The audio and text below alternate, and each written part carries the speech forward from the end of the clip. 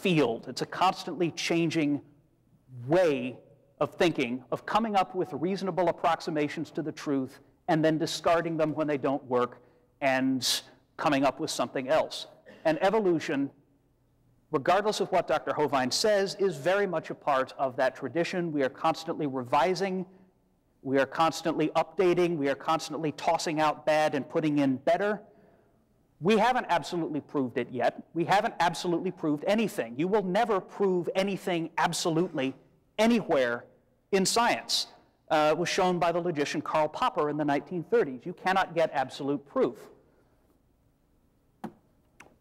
What you can get is, all right, you're putting up the stop sign, so let me see if I can finish this in an orderly fashion. What you can get are better approximations to the truth that is in fact out there. Evolution is very much a part of this growing process. Evolution is as sound a science as anything you are going to find. And while I don't demand that my students accept it, and I don't demand that they surrender their faith, my goal as a teacher is to give them a sense of this dynamic nature of how it changes and how it grows and how it improves. Thank you very much.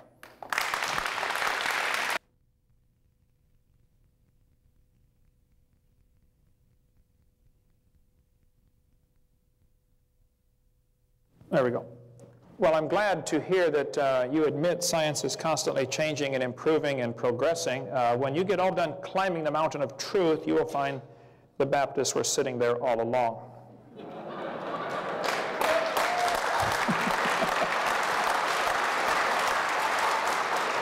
And you mentioned about improving the accuracy of the drawings. Let me make sure I understand what you're saying. These are the drawings that Haeckel used to support the embryology idea, okay?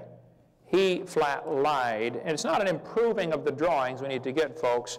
On top are Haeckel's drawings, underneath are actual photographs. Now, if you try, it appeared to me like you tried to imply in your last statement that this might still be evidence for evolution because now we have more accurate drawings. I hope you're not implying that, because everybody that studies this will tell you it's been disproven a long time ago. The biogenetic law, as Haeckel called it, cannot be weeded out in spite of its having been demonstrated to be wrong by subsequent scholars.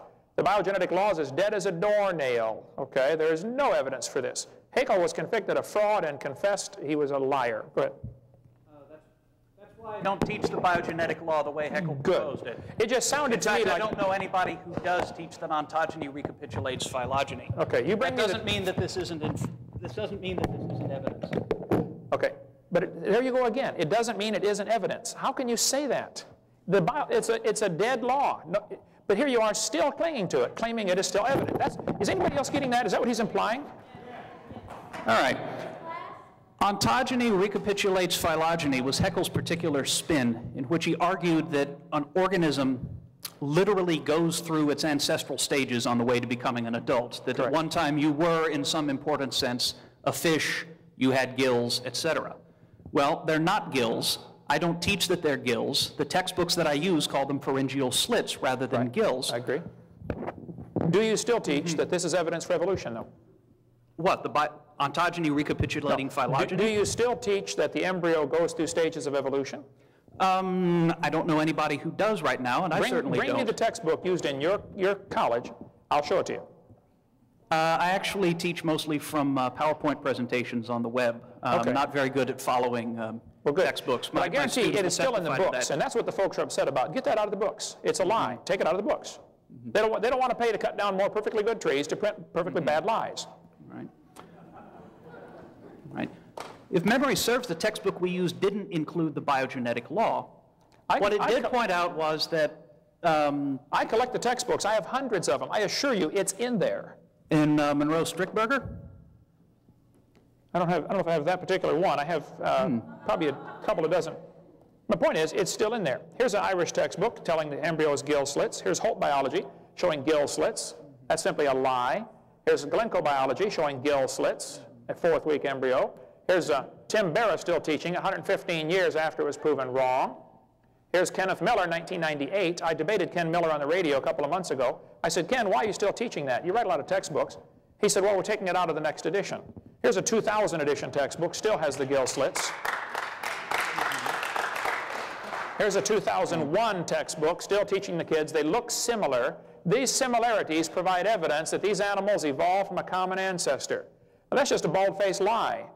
First place, they're not similar. Any similarities that there may be construed could be just as much evidence of a common designer. Why are we all paying to teach the kids this is evidence of a common ancestor in the 2001, proven wrong in 1874?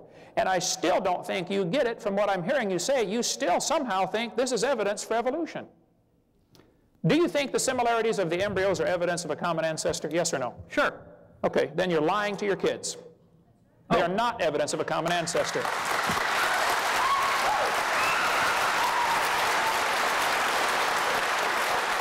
All right.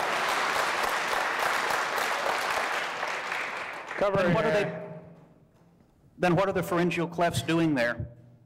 That's part of the development process. It's like, why are there rivets on the frame of a car? You got to have it to hold it together, you know.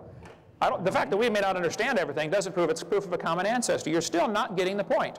All this might be proof of a common designer. Why wouldn't you be willing to admit that?